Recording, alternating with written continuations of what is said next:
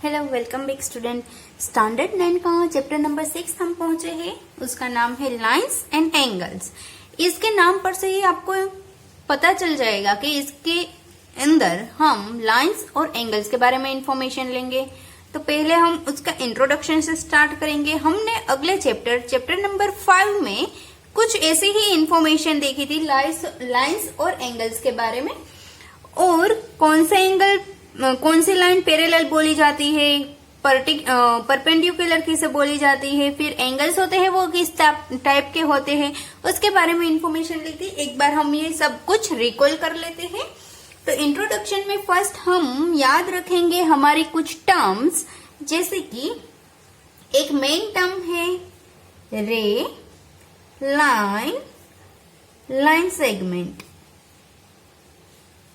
ये सारी टर्म ऐसी है जिसके बारे में आपको इंफॉर्मेशन होगी, क्योंकि ये बहुत पहले से ही स्टैंडर्ड 5 से हम ये सब कुछ सुनते आए हैं और पढ़ते आए हैं। जैसे कि रे होता है तो रे का सिंबल इस तरह से होता है ए बी। लाइन अगर है तो दोनों ही तरफ एरो होंगे और ए बी इस तरह से हम लिखेंगे, जबकि लाइन सेगमेंट होगा तो सिर्फ लाइन ड्रॉ करेंगे और ए बी लिखेंगे। अब ये जो लाइन होती है वो दोनों तरफ एक्सटेंड हो सकती है, वो इनफाइनाइट तक जा सकती है। उसी तरह से लाइन सेगमेंट होता है वो फाइनाइट होता है। जैसे कि 5 सेंटीमीटर का लाइन सेगमेंट बोला है तो एग्जैक्ट आपको स्केल से मेजर करके 5 सेंटीमीटर का ही ड्रॉ करना है। जबकि रे होता है उसका एक एंड पॉइंट होता है, जबकि दूसरी तरफ वो इनफाइनाइट तक जा सकती है। ओके, तो ये बेसिक इंफॉर्मेशन हो गई। अब एक डेफिनेशन की तरह कुछ है, एक टर्म है जैसे कि collinear points and non collinear points. Collinear points किसे बोलेंगे? अगर आपके पास कोई पॉइंट है ए बी सी डी, ये मैंने 4 पॉइंट लिए हैं, चारों के चारों पॉइंट सपोज एक ही लाइन में आ रहे हैं। अगर ये चारों के चारों एक ही लाइन में आ रहा है, इसकी डेफिनेशन है 3 या 3 से ज्यादा पॉइंट एक ही लाइन में आ रहे हो तो उसको बोलेंगे हम कोलिनियर पॉइंट्स। तो ये सारे के सारे पॉइंट्स है, वो उस पॉइंट को क्या बोलेंगे हम? Collinear points. अगर वो एक लाइन में नहीं है तो इसको क्या बोलेंगे? Non collinear points. ओके, इसके बाद हम देखते हैं एंगल्स। एंगल बनता है कोई भी एंगल वो दो रे के ज्वाइंट होने से बनता है। जैसे कि 2 लाइन है, एक ये मैंने रे ड्रॉ किया हुआ है। ओके, अब दूसरा रे मैं यहां से ड्रॉ कर रही हूं इस तरफ का। ओके, तो ये दोनों रे को हम जब मिलता है, इंटरसेक्ट होता है, वहां आके एक एंगल बनता है। तो एंगल कोई भी बनता है वो 2 रे के हिसाब से ही बनता है। ये वाला है। तो यहाँ पर हम एंगल्स के बारे में देखेंगे। एंगल होते हैं, हमने मेनली 3 टाइप के एंगल सुने होंगे, acute angle, right angle and the obtuse angle. तो एक्यूट एंगल होता है वो 90 डिग्री से कम होता है। एक्यूट एंगल वो 90 डिग्री से कम होता है, मतलब जो एंगल होता है वो 0 से स्टार्ट करके 90 तक होता है। जबकि ये हमारा है वो है राइट एंगल। राइट एंगल होता है वो फिक्स होता है, वो 90 डिग्री का ही होता है। अब एक एंगल है जो हम पढ़ने में हमारा आया है वो है ऑब्ट्यूस एंगल।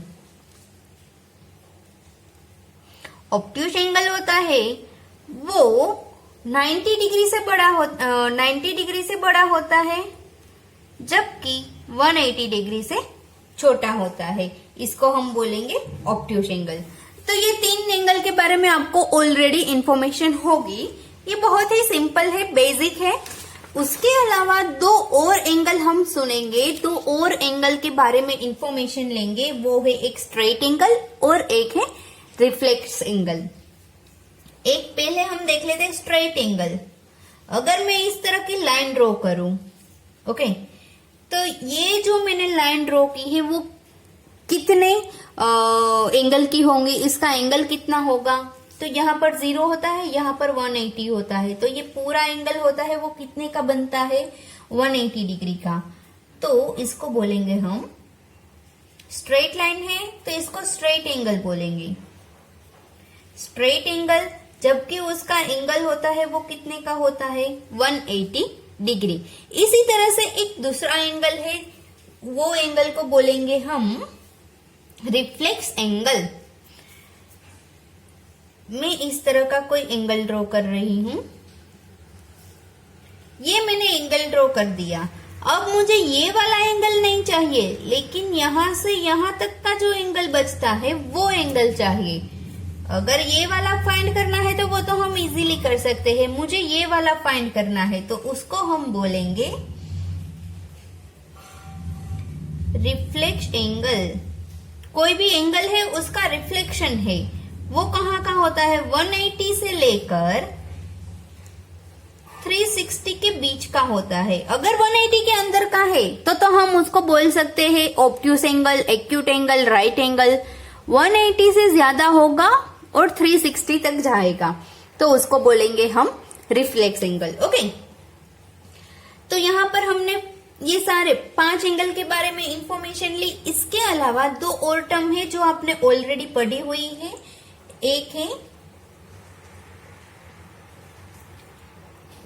कॉम्प्लीमेंट्री एंगल्स और दूसरी है सप्लीमेंट्री एंगल्स।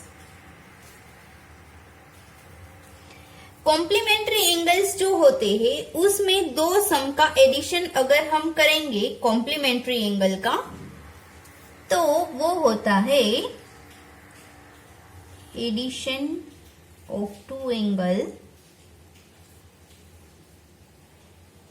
90 डिग्री का। ओके, जबकि सप्लीमेंट्री एंगल में एडिशन 180 डिग्री का होता है।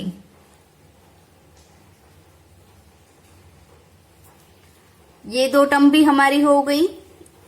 इसके अलावा हम देखेंगे पेयर्स होती है, एंगल्स की पेयर्स, जैसे कि एडजेसेंट एंगल किसे बोलेंगे, लीनियर पेयर किसे बोलते हैं, वर्टिकली अपोजिट एंगल्स किसको बोलते हैं। जैसे कि आपके पास इस तरह का कोई एंगल है, एंगल ए, यहां पर नाम दे रही हूं बी और ये है सी। अब यहां बीच में से मैं कोई एक रे ड्रॉ कर रही हूं, मैं यहां नाम दे देती हूं डी। ओके, तो यहां पर 2 एंगल बन रहे हैं, कौन कौन से, angle A B D and angle, ये एंगल की साइन है डी बी सी। ये वाला एंगल और ये वाला एंगल, ये दोनों एंगल बन रहे हैं, तो इन दोनों एंगल को हम क्या बोलेंगे, एडजेसेंट एंगल। एडजेसेंट एंगल जो बनता है उसमें एक साइड होती है वो कॉमन होती है, उसको आर्म बोलते हैं। ये ए बी, बी डी और बी सी 3 है, इन तीनों को आर्म बोलते हैं। एक आर्म यहाँ पर कॉमन होता है, कौन सा ये कॉमन है, ये वाला आर्म है वो कॉमन रहेगा हमारा, तो इसको एडजेसेंट एंगल बोलते हैं। यहाँ पर हम इस तरह से लिख सकते हैं, ए बी सी हमें फाइंड करना है। अगर आपके पास ये दोनों ही एंगल है तो उन दोनों का एडिशन अगर आप करोगे तो आपको ए बी सी मिल जाएगा। ओके, तो ये हमारा हुआ एडजेसेंट एंगल। इसी तरह से एक है लीनियर पेयर ऑफ एंगल्स। ये जो स्ट्रेट लाइन है उसी तरह की हम एक स्ट्रेट लाइन पहले ड्रॉ करते हैं। ये मैंने स्ट्रेट लाइन ड्रॉ कर ली। ओके, ये लाइन को मैं नाम दे रही हूं ए और सी, क्योंकि यहाँ पर बी है, बी से मैं एक रे ड्रॉ कर रही हूं बी डी नाम का। तो यहाँ पर एक एंगल है और एक एंगल यहाँ पर बन रहा है।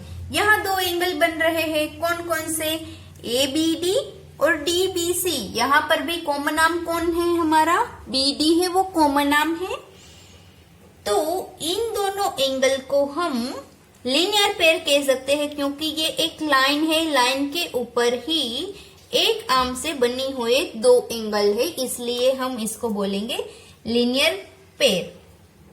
Angle A ABD and angle DBC are called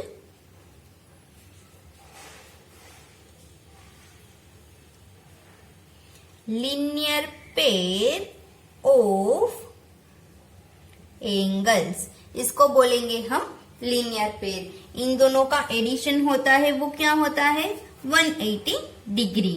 okay, तो इसके बाद ये दोनों ही एंगल लीनियर एंगल हो गई है। उसके बाद एक हमारी टर्म है वर्टिकली अपोजिट एंगल्स। इसको कैसे ड्रॉ करते हैं, ये मैंने एक लाइन ड्रॉ की, दूसरी लाइन ड्रॉ की, दोनों ही लाइन है वो इंटरसेक्ट हो रही है पॉइंट नंबर O पे। ये लाइन है हमारी AB, जबकि ये वाली लाइन हमारी है CD। तो यहाँ पर वर्टिकली एंगल कौन कौन से है, ये एंगल है, उसका वर्टिकल एंगल होगा ये, और ये एंगल जो है उसका वर्टिकल एंगल होगा ये। तो यहाँ वर्टिकली अपोजिट एंगल है, उसके बारे में हम लिख सकते हैं कि दोनों जो वर्टिकली अपोजिट एंगल होते हैं वो एक समान नाप के होते हैं, उनका मेजरमेंट एक समान होता है। तो angle AOD is equal to angle COB, और उसी तरह से angle AOC is equal to angle DOB। Vertically opposite angles, ये वर्टिकली अपोजिट एंगल है। ओके, इसके बाद एक टॉपिक आपको दिया गया है intersecting lines and non intersecting lines. Lines होती है वो इंटरसेक्ट होती है, वो कब बोल सकते हो, और नॉन इंटरसेक्ट कब बोल सकते हो। तो उसके पहले नॉन इंटरसेक्टिंग लाइन हम देखते हैं। Non intersecting line, non intersecting line होती है उसको आप पैरेलल लाइन बोल सकते हो। जैसे कि ये लाइन मैंने इस तरह से ड्रॉ की है, दोनों ही लाइन पैरेलल चली जा रही है। ये दोनों लाइन कहीं पर भी आप कितना भी एक्सटेंड करोगे फिर भी ये एक दोनों को इंटरसेक्ट नहीं करेगी, ये इसी डायरेक्शन में बढ़ती चली जाएगी और ये इसी डायरेक्शन में। तो इसको बोल सकते हैं आप पैरेलल लाइंस। जबकि इंटरसेक्टिंग लाइन होती है वो एक दोनों को कट कर रही होती है, कोई एक पॉइंट पे मिल रही होती है, ये इंटरसेक्टिंग लाइन होंगी। अगर मैं इस तरह की कोई लाइन ड्रॉ करूं, ये दोनों ही लाइन भले अलग अलग हो फिर भी ये इंटरसेक्टिंग लाइन है। क्यों, इसको मैं एक्सटेंड कर सकती हूँ, यहां मैंने एक्सटेंड की तो यहां आके मिल गई, तो इसको हम बोल सकते हैं इंटरसेक्टिंग लाइन। तो यहाँ पर हमारी जो बेसिक टर्म थी जो हमें समझनी थी वो सारी की सारी हमने बेसिक टर्म देख ली है। इसके बाद आपको कुछ एक्सिम्स आ रहे हैं जो आपको समझने होते हैं, वो एक थियरम के टाइप होता है, उसका आपको क्लेरिफिकेशन चाहिए होता है कि वो सही है या गलत। तो हम स्टार्ट कर रहे हैं पेज नंबर 93 पे आपका दिया गया है एक्सिम 6.1 से। तो यहाँ पर आपको एक सेंटेंस दिया है, वो सेंटेंस सही है या गलत वो आपको प्रूव करना रहता है, वो दिखाना रहता है। इफ अ रे स्टैंड्स ऑन अ लाइन, कोई एक लाइन पे एक रे हम ड्रॉ करते हैं, then the sum of two adjacent angles so formed is 180 degree.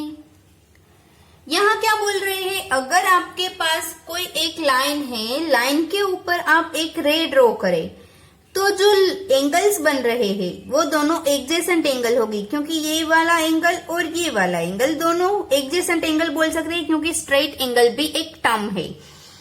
तो उन दोनों का अगर एडिशन करोगे तो वो 180 डिग्री होना चाहिए।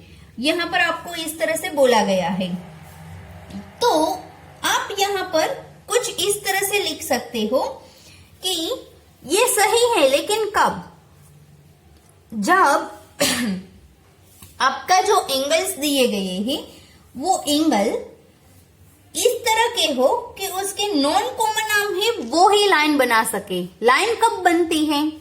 यहां पर एक एंगल है ABD, ओके, यहां पर AB है वो एक आर्म है, ओके, जो लाइन का हिस्सा है। उसी तरह से DBC, उसके अंदर आर्म है BC, वो एक लाइन का हिस्सा है, इसलिए ये एक एडजेसेंट एंगल ऐसा बन सकता है कि उसका एडिशन है वो 180 डिग्री हो सकता है। अब उसी तरह से यहां पर देखिए, ये भी एक एडजेसेंट एंगल का ही एग्जांपल है। यहां पर आपको एंगल दिया गया है ABD, तो यहां पर लाइन बन रही है, ये लाइन का हिस्सा नहीं है। AB है वो लाइन का हिस्सा नहीं है, क्योंकि लाइन यहां पर है, ये तो यहां पर है, ये वाला आर्म, तो ये लाइन का हिस्सा नहीं है। जबकि लाइन का हिस्सा एक ही है, तो ये वाला एडजेसेंट एंगल बन सकता है, लेकिन एडिशन इसका 180 डिग्री नहीं होगा, क्योंकि ये लाइन का हिस्सा नहीं है। ओके, तो आप यहां पर इस सेंटेंस के मुताबिक एक अपना सेंटेंस लिख सकते हो। ये समझने के लिए ही है। By exam 6.1 we can write, क्या लिख सकते हो आप? ए करके मैं लिख रही हूं। If the sum of two adjacent angles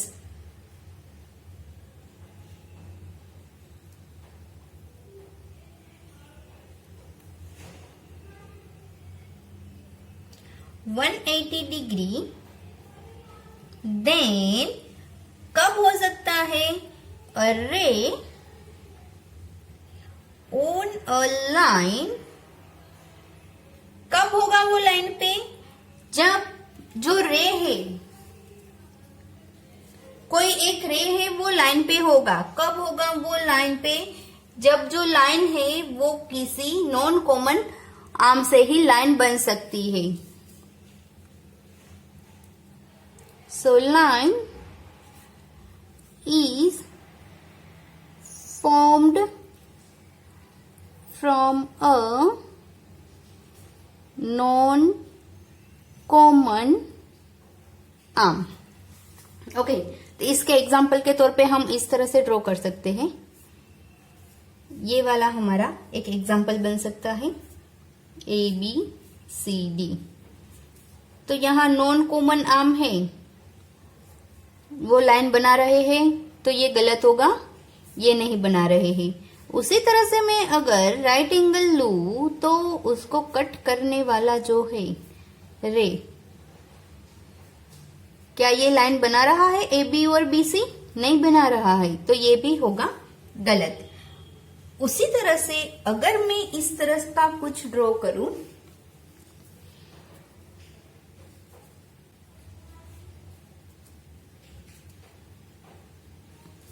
तो ये क्या लाइन बना रहा है? ABCD नहीं बना रहा है, तो ये थर्ड नंबर की फिगर भी गलत रहेगी। जबकि इस तरह की अगर मैं फिगर ड्रॉ करूं तो ये वाली फिगर है वो सही रहेगी। क्यों रहेगी सही? क्योंकि ये दोनों एंगल से वो एडजेसेंट एंगल है, जबकि ये AB और BC दोनों ही लाइन फॉर्म कर रहे हैं, तो ये वाला सही रहेगा एग्जाम फर्स्ट के लिए। फर्स्ट के लिए नहीं, हमारा जो सेंटेंस था A के लिए। तो ये बस आपको इंफॉर्मेशन देनी थी कि ये यहाँ पर आप ये इसको किस तरह से प्रूव कर सकते हो, किस तरह से लिख सकते हो। So here Figure 4 is correct for the sentence A because here AB and BC arms of an adjacent angle and also formed a linear line। तो इसके लिए ये सही है। तो इसके बाद आपको एक दूसरा सेंटेंस दिया गया है एक्सिम 6.2, वो ये वाला है। ओके, ये हमारा बन जाएगा एक्सिम्स 6.2 जो सही है। ओके, हम इसको प्रूव कर सकते हैं कि एक सही एक्सिम्स है। तो इसके बाद एक थियरम आ रहा है, थियरम 6.1, वो हम देख लेते हैं। बिल्कुल इजी वाला थियरम है। जो थियरम है हमारा वो है वर्टिकली एंगल्स पे। तो थियरम का सेंटेंस पहले हम लिखेंगे if two lines intersect each other,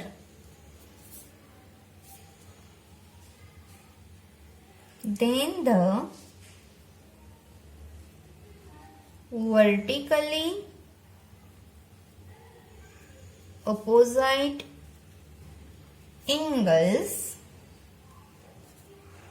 are equal. इसको हमें प्रूव करना है। तो हम कैसे प्रूव करेंगे? पहले हम एक फिगर ड्रॉ करेंगे जिसमें आपको वर्टिकली अपोजिट एंगल दिखाई दे रहे हो, जैसे कि ये ए बी, ये सी और डी। यहां पर मैं पॉइंट ओ ले रही हूं। इसके वर्टिकली अपोजिट एंगल कौन कौन से हो गए? एक ये वाले, इसका एंगल ये और ये का। ओके, ये हो गए इसके वर्टिकली अपोजिट एंगल। तो अब हम फिगर पर से कुछ लिख सकते हैं। तो पहले हम लिखेंगे फ्रॉम द फिगर्स के हिसाब से वर्टिकली अपोजिट एंगल के हम पेयर बनाएंगे। Pair of angles, first pair angle AOC and उसके सामने कौन सी पेयर होगी? DOB। इसको आप BODs भी लिख सकते हो। और दूसरी पेयर कौन सी होंगी? एंगल AOD एंड दूसरी पेयर हमारी कौन सी होगी? COB। यहाँ पर हमारी दो पेयर बन गई है जो है वर्टिकली अपोजिट एंगल। हमें प्रूव करना है, we need to prove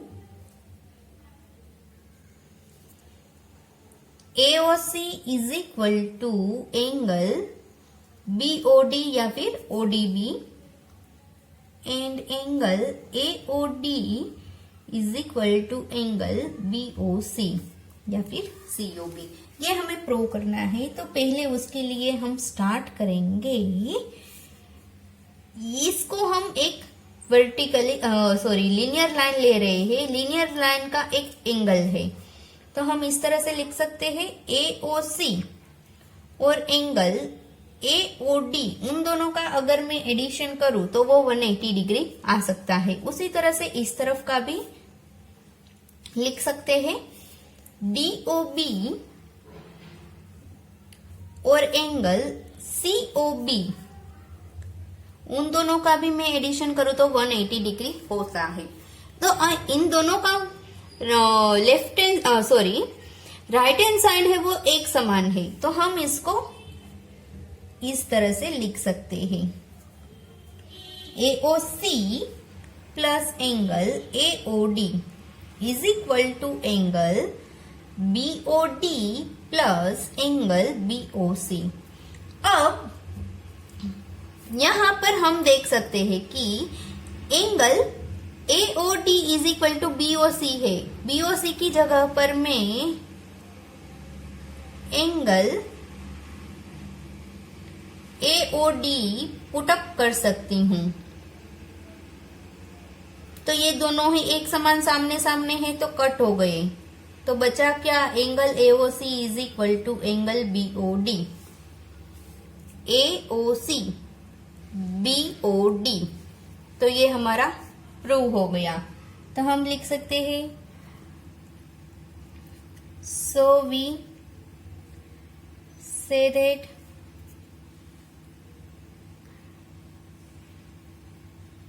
vertically opposite angles are equal, that proved। Okay, यहाँ पर आपका सम कंप्लीट हो गया, आपका थियरम है वो कंप्लीट हो गया।